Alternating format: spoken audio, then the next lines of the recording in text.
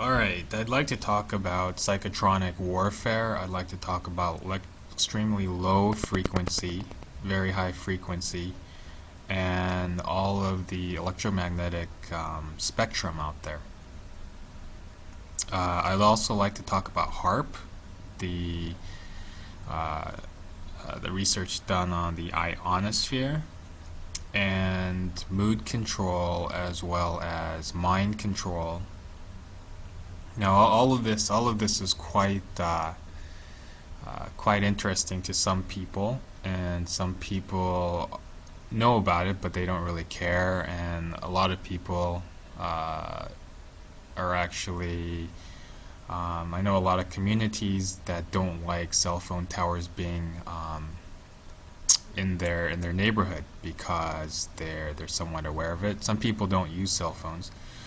But I think all of this is all around us. I think it's very difficult to get away from. But I'd like to play a small excerpt from another video. More and more like zombies, like empty people just consuming, just entertaining ourselves and just caught in pleasure all the time without any real purpose or substance in our lives. Psychotronic weapons.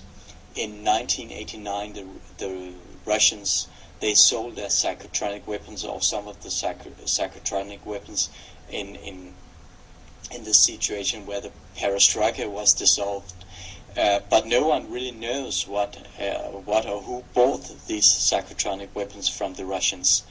And this is very, very exciting, because we had this intuition going on when we found out about this, that of course it was the biggest mobile phone companies who bought these psychotronic weapons technologies, because it can be used tremendously with the wireless systems. It's actually invented for this purpose, to actually mind control, crowd control, population control, totally.